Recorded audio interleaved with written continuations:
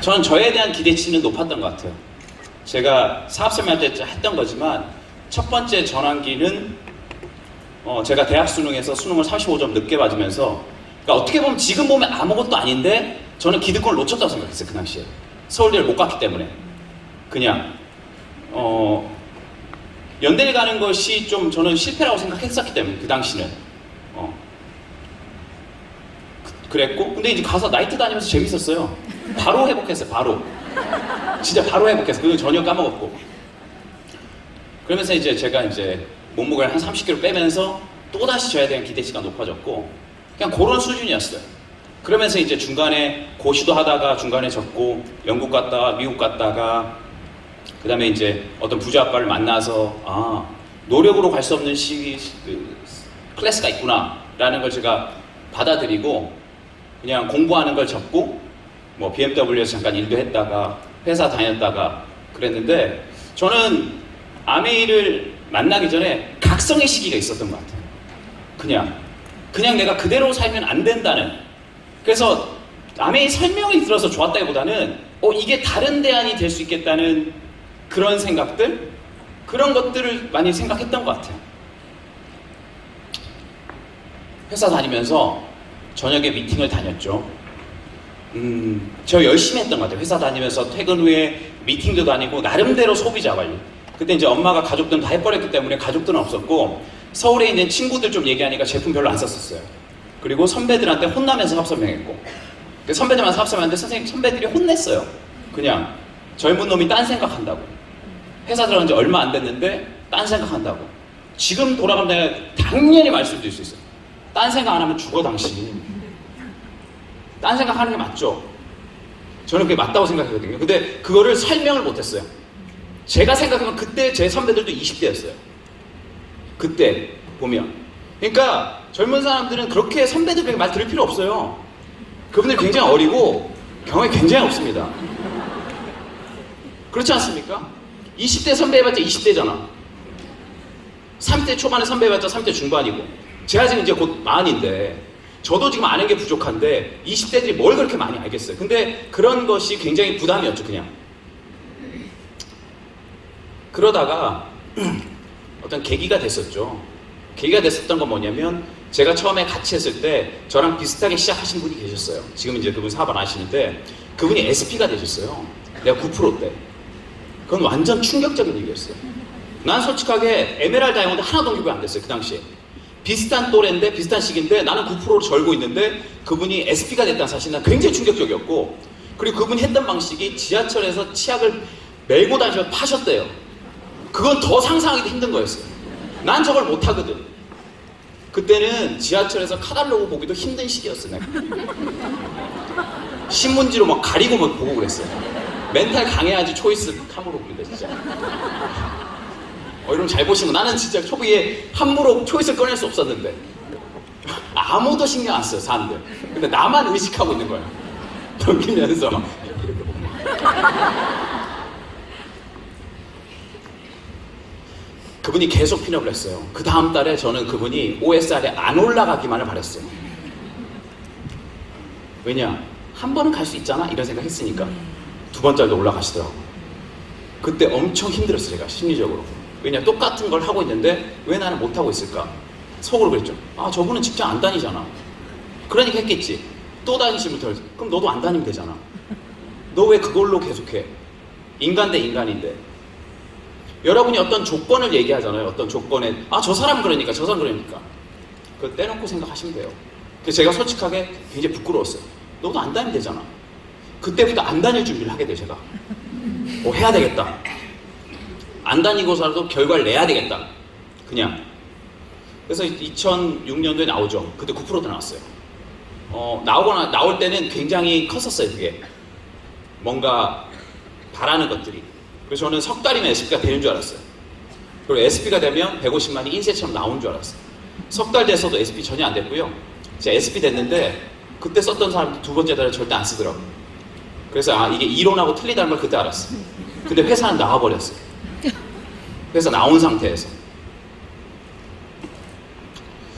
그때 좀 많이 힘들었던 것 같아요. 제가.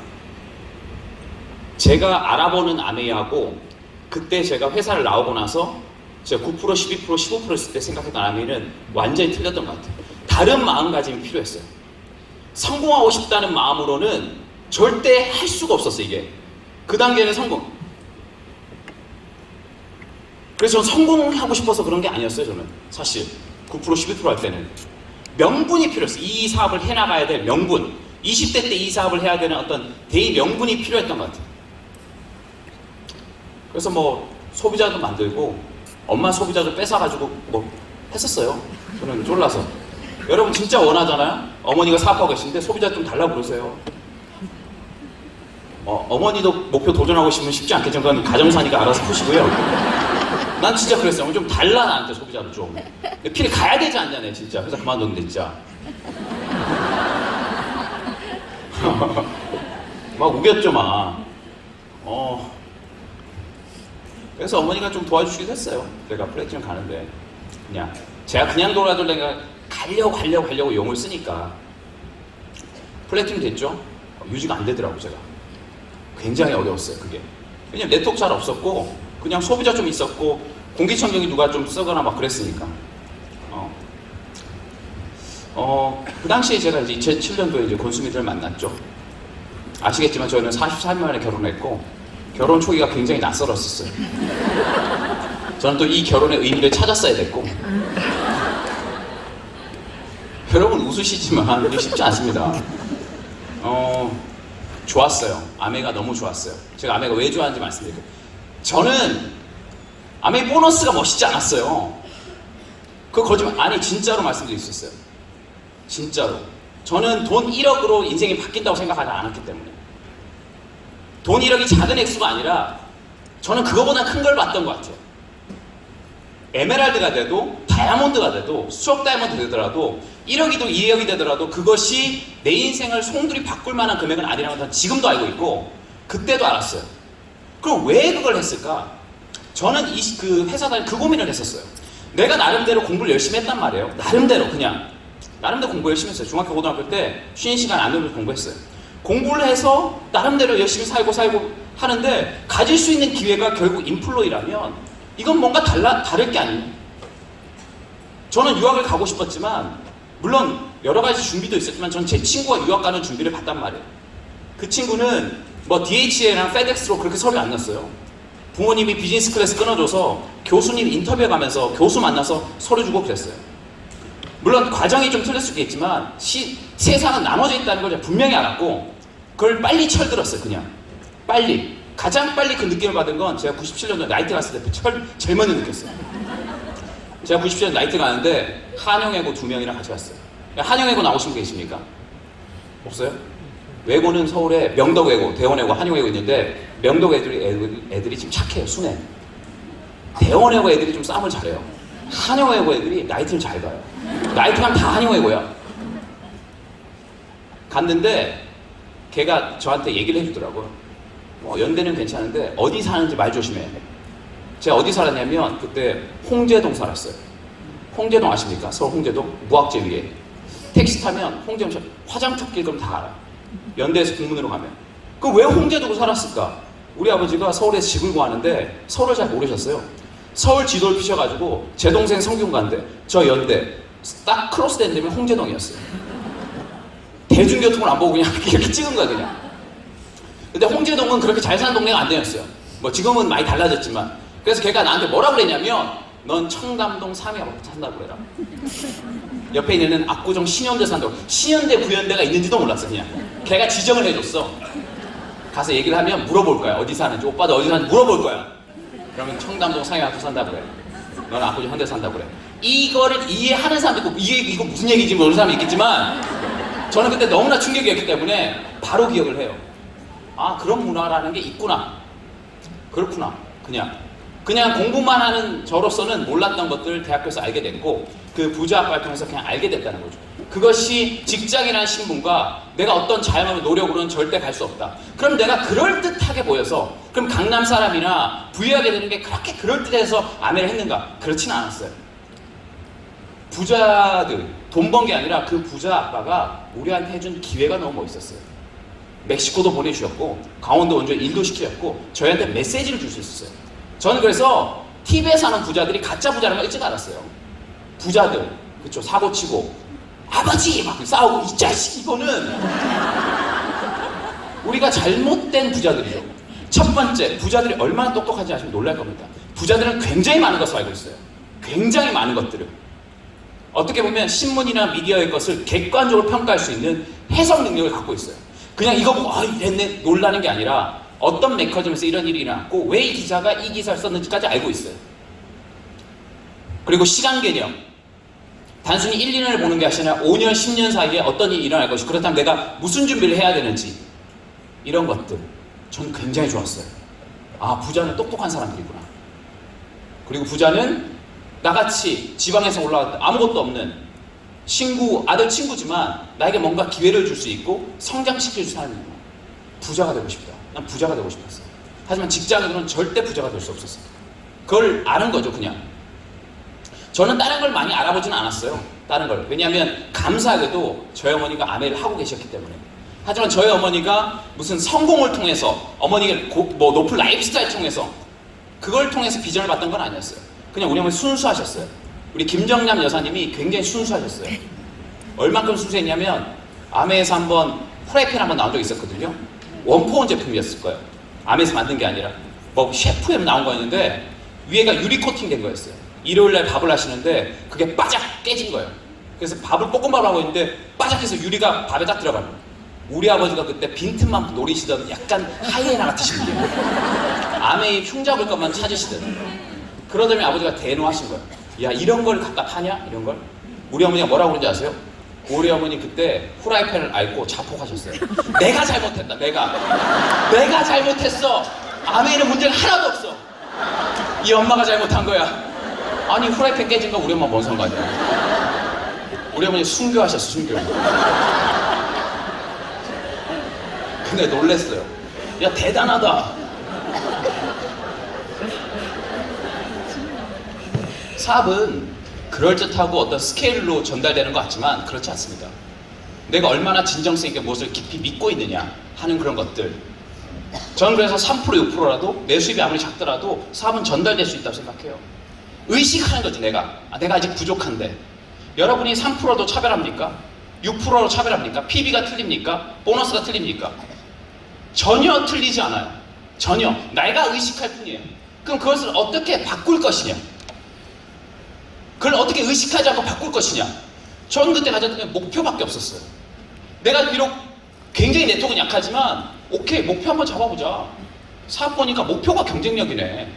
목표가 지금 PT라도 지금 에메랄드라도 다이아몬드 도전 안 하고 있지만 내가 9%라 다이아몬드 도전하면 내가 될 거 아니야. 그러면 하루를 보내더라도 다이아몬드를 도전한 하루를 보내면 내가 이기는 거 아닐까? 이기고 지기고 중요한 게 아니지만 그게 더 의미가 있지 않을까?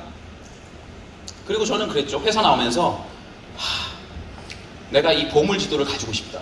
직장인으로서 직장 말고 자영 말고 어떤 거를 할 수 있는 뭐를 가졌으면 좋겠다.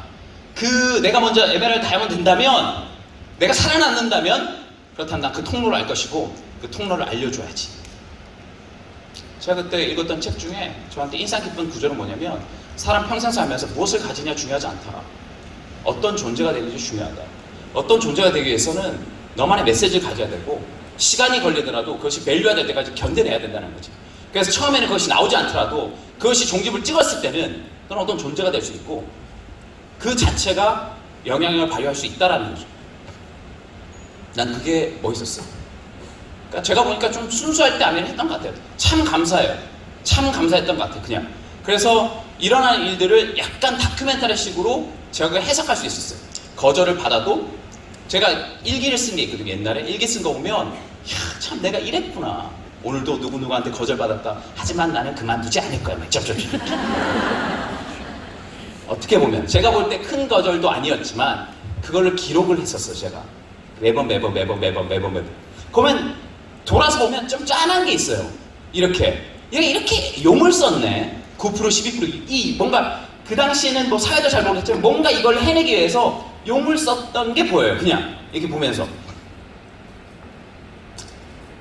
그래서 저희는 결혼했고 그냥 결혼한 거 아니에요, 여러분. 대화가 잘 됐겠죠. 굉장히 깊게 잘 됐고, 그냥 아메 얘기한 게 아니라 제가 원하는 아메를 이해했기 때문에 결혼한 거죠. 그냥 아메 미팅 나온다고 아메 뭐 그럴까지 한 게 아니잖아요. 제가 생각하는 세계가 있는데 그 세계를 공감해줬고 같이 만들 수 있을 것 같다. 그게 매력이 된 거지. 사실 저는 그렇거든요. 저는 파트너 만날 때 그냥 지금이 중요한 게 아니라 같이 미래를 만들어갈 수 있는 사람과 대화가 제일 즐거워요. 제일 즐겁다고 진짜. 지금 시장은 어떨지 모르겠지만 그 사람 지금 여건은 어떨지 모르겠지만 5년, 10년 우리는 이런 미래를 만들 수 있을 것 같은데 야 재밌다. 한번 만들어보자. 이게 재밌는 거죠. 이 사업의 가장 재밌는 부분이죠. 내가 이때까지 했던 경험들을 좀 알려줄 수 있고 내가 중요시했던 것을 중요하게 얘기할 수 있는 사람들이니까 저는 그런 것 같아요. 삿포로다. 내가 파운더스 플래팅이 된다. 그러면 숫자로 한번 계산해 볼게요. 그럼 이걸 뭘 의미하는지. 여러분은 그냥 막연히 열심히 해서 핀 마감하면 갈 수 있겠다. 그런 것도 맞아요. 하지만 생각해보면 1260만 핍이란 말이에요. 매월. 그러면 1260만 핍이면 1년이 1억 5,800만 핍이에요. 금액으로 치면 2억 4천에서 2억 5천만 원입니다. 금액으로. 그 정도 매출이 있어야 여러분 삿포로라는 걸 갈 수 있어요. 그러면 2억 4천이라는 거는 한 달에 2천만 원 정도고 이걸 커피 가게로 바꾼다면 한 달에 25일 정도 일하면 하루에 80만 매출. 하루에 160잔을 팔아야 돼요. 하루에 커피 160잔 정도 팔 수 있을 정도의 사업을 해야지 그 정도 매출 뜨는 거예요. 하루에 160잔. 그러면 한 사람에서 커피 5잔씩 안 마시잖아. 그럼 하루에 160명은 만나야 되는 거야. 자영업을 한다고 그러면. 160명 정도. 그러면 그 점포가 한 편짜리겠습니까? 두 평짜리겠습니까? 그런 거 따지고 하면 적어도 10평 정도 나온단 말이야. 10평 하면 평당 인테리어 한 200, 300 나오거든요. 권리금하고 간판비 하면 적어도 적게는 한 5천에서 8천 들 거예요. 5천에서 8천. 저는 시작할 때 그 돈이 없었어요. 하지만 전 자본금이 입시 시작했어요. 여러분 자본금 있습니까? 20대들? 없으면 모아야 돼. 알바를 하든 모아야 돼요. 저는 1,050만 원에 엄청난 거금이 있었어요. 대단하지 않습니까? 부럽지? 20대들. 1,050만 원? 제가 직장에서 1년 하면서 모은 돈이에요. 한 달에 50만 원씩. 미래에셋 디스커 프런트 2호. 600만 원 원금인데 그때 주식이 좋아 1,050만이었어요. 저 제 전재산, 나 전재산 다 쓴다고 생각했어요. 내가 안정적인 1,000만 네트워크 만드는데 1,050만 대 다 쓴다. 왜? 21% 되면 평생 나오니까. 대박 석 달 동안 다 썼잖아. 그래도 12%야. 제가 그때 발견했어요. 돈 쓰기 엄청 쉽다는 거. 돈 쓰기 엄청 쉬워요. 까딱 잘못하면 금방 쓴다고 그냥. 나한테는 엄청 큰 돈이었어요. 1,000만 원이. 뭐 이것저것 하고 프로모션 나오고 하면 쓰는 거 없던데 그냥 석 달? 와 대박이다. 이건 그냥 가다가 그냥 쪽박 차겠다 그냥. 그 민감을 한 거죠. 제 와이프랑 결혼했는데 우리 둘 다 전업이잖아. 둘 다 미쳐가지고 그냥 아무것도 하기 싫었어요. 원수미다가 결혼 초기에 제가 취업하기를 바라던 눈치가 있었어요. 왜? 낮에 만날 사람이 없으니까. 본인이 홈미팅 하면 되는 거니까. 하지만 제가 마음속으로 외쳤던 거 그거죠. 사자가 굶어 죽더라도 풀은 절대 안 됩니다. 내가 그 시간에 굶더라도 사업설명 했지. 내가 딴 데 가서 시스템 그 돈 안 받는다. 근데 굉장히 잘한 거예요. 그것이 저희 DNA를 새로 만들었어요. 한 번 결정하면 그냥 가야지 중간 계속 돌아보는 사람도 있어. 성취를 안 하는 게 문제가 아니라 사업자가 돼야 된다는 거예요. 내가 아무 매출이 없는 상태에서 연매출 한 2억 정도 매출되는 사업가가 된다는 일인데 어떤 변화가 있겠어요? 얼마나 많은 변화가 있겠어요. 그냥 그 변화를 인지하고 시작한 게 맞다라는 거죠. 그래서 삿포로라는 도전은 그냥 단순히 보너스나 여행이 아니라 야 엄청난 변화 과정이 있겠구나. 그러면 내가 변화를 하는데 내가 어떤 대가를 지불할 것인가. 시작할 때 그랬죠. 저 원래 로스쿨 가려고 그러니까 때려보니까 그러던데 로스쿨 학비가 35,000불에서 40,000불이에요. 학비만. 3년 하면 1억 5천에서 2억 나와요. 3년 미국 변호사 자격증이 나옵니다. 미국 주든 캘리포니아 바보겠지. 근데 수입이 한 10만 불, 12만 불 나오는데 세금 다 떼고 나면 나한테 떨어진 돈은 한 6천만 원 정도? 그중에 반값 한 3천만 원 내고 나면 내가 쓸 돈 하나도 없어요. 자, 3년에서 로스쿨 가도 2억 써요. 그럼 3년에 내가 다이아몬드에서 1억 수입 만든다 보면 더 낫다라는 거지 이게. 근데 여기서 판단할 게 뭐냐면 그럼 변호사가 더 나을지 아마 이 다이아몬드 할지 결정해야 된다는 거야. 그게 빨라야 돼. 저는 다이아몬드가 수천 배 낫다고 생각했어요. 수천 배, 수만 배. 비교 자체가 클래스가 틀리니까. 하나의 기능직이었고 이건 다른 거였으니까. 그래서 저는 저한테 투자한 거죠. 한번 해보자. 다이아몬드를 만들어보자. 돼보자. 저는 여행 목표도 없었어요. 계속 했는데 안 돼가지고 제가 첫 번째 여행 간 게 Q 다이아몬드 때 2009년대 3월 1차 다이아몬드인데 2009년 1월 달에 여행을 처음 갔어요. 리더십 여행 처음 갔었어요. 그래서 뭐 그때부터는 뭐 그냥 쭉 갔죠. 쭉 갔는데 저는 그런 사람이 되고 싶었던 거예요. 그런 사람이. 제가 왜 이렇게 뭐 이게 제가 선배님들 나이고 제가 하는 게 제 그냥 개인적인 생각인데 전 요새 많은 생각들을 했던 사람들, 젊을 때 많은 도전했던 사람들 보면 내가 굉장히 부족함을 많이 느끼거든요. 굉장히. 그 대표적으로 그 윤봉길 의사 아십니까? 오늘 9월 9일은 조선총독부에 사인한 거예요. 그러니까 일본이 항복한 날에 완전. 근데 윤봉길 의사가 그 도시락 폭탄 그 상하이 흥커공원에 던진단 말이에요. 그 가기 전에 뭐 김구 선생하고 그 얘기를 해요. 유명한 대화예요. 선생님, 제 시계는 어제 샀는데 6원짜리고 선생님 시계는 2원이니까 바꿉시다. 저는 이 시계를 볼 시간이 1시간밖에 안 남았어요. 바꾼 거예요. 그래서 도시락폭탄 던지고 바로 총살당했어요. 그냥. 그때 24살이에요. 윤봉길 의사가. 그 다음에 어떤 사람이 있냐면 또 제가 이제 동대문 근처 사는데 동대문은 평화시장 있잖아요. 거기 또 아름다운 청년 전태일 그거 한번 꼭 보십시오. 20대 꼭 보세요. 그분이 공장 노동자 들어가서 평화시장에서 16시간 동안 정말 힘들게 노동하고 배우지도 못하는 이 여성들 보면서 엄청난 상심과가 분노를 느낀 거예요. 그때 사장님한테 왜 이렇게 확사시킵니까? 그때 우리나라 법 중에 근로기준법이라고 있어요. 68년도에 근로기준법을 보이면서 우리나라에 이런 법이 있지 않냐, 왜 이렇게 하냐, 이 사람 못 배웠다고.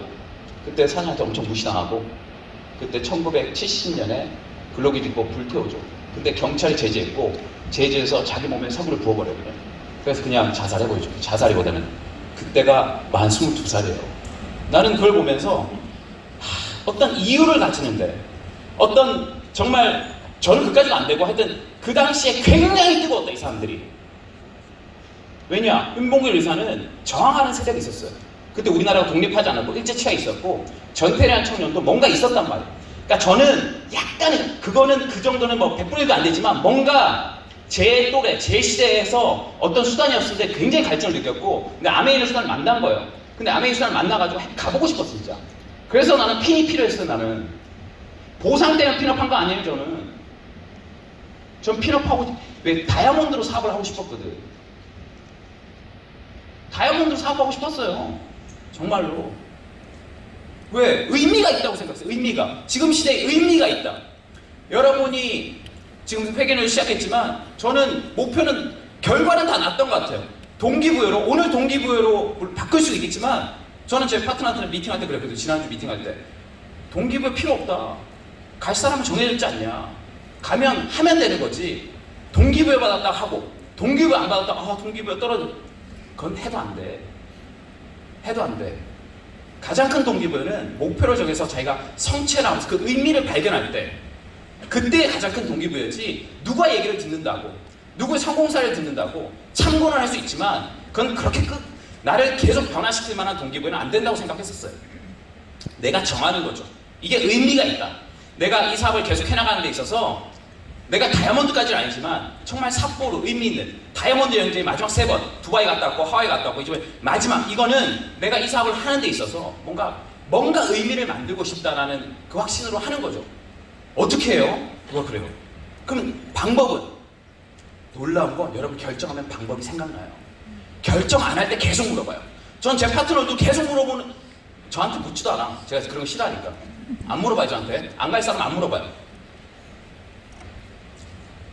내가 마음을 정하면 방법이 보이게 돼 있어요. 매 순간 그 신호를 캐치를 하거든. 프로모션 있구나. 9월달은 추석 프로모션으로 가야 되겠구나. 없나? 누구 선물할 데 없나? 일단 가자. 신규 회원 프로모션 있네. 대박이네. 이걸로 해보자. 추석 선물 받으면 해보자. 10월달 한 달은 공기청정기만 끼고 살 거야. 저걸로 내 몇 대 전달해야지. 이러면서 사업을 배우는 거지. 지금 1년 계획이 어떻게 나옵니까? 석 달 계획만 세우기 바쁜데 석 달 세우는 거야. 9월, 10월, 11월에 일단 간다. 가는 방법은 나도 잘 모르겠다. 근데 난 간다. 가다 보면 배우는 거지. 저도 가다 보면서 배웠죠. 방향이 정해졌지 않습니까? 확실한 제품이고 여러 가지 기회들이 주고 본사가 서포트 해주고 그런 거죠. 그리고 또 제가 말씀 싶은 건 뭐냐면 저는 저희 팀을 만들고 싶었어요. 그냥 뭐 제가 뭐 컨셉을 뭐 암의 연예인으로 잡아가지고 뭐 그런 기질이 없지는 않아요. 제가 없지는 않은데 제가 뭐 연예인처럼 뭐 그런 것들이 아니라 저는 이 사업의 가장 큰 컨텐츠는 저 사람이라고 봅니다. 가장 중요한 컨텐츠. 사람으로 동기부여받고 사람을 통해서 이 비즈니스 이해하고 사람을 통해서 이 사업의 크기를 평가하고 그 사람이 어떻게 저는 사람이 굉장히 중요해요. 전 지금도 그래요. 그렇기 때문에 이 일은 유일한 비즈니스고 뭐 인공지능 빅데이터 필요 없어요. 사람 중심은 이거밖에 없기 때문에 진짜 사명에 피플 넣었잖아요. 해피 피플 넣었잖아요. 그러니까 사람을 리스펙트하고 사람이 중심에 되고 그 사람의 능력과 포텐셜을 끌어올리고 사람의 개성을 살릴 수 있는 일은 전 이 일밖에 없다고 생각하기 때문에 사람의 스토리가 중요한 거죠. 저희 파트너 중에 직장생활을 엄청 빡세게 하면서 에메랄드 된 사람이 있어요. 아시죠? 박병선 리더라고 있는데 근데 그 친구 좋아해요. 왜 좋아하냐면 근데 고마운 점이 있어요. 네가 돼가지고 직장인들 가능성 가지게 돼. 핑계 못 대. 와이프 못 도와줘. 너 됐잖아.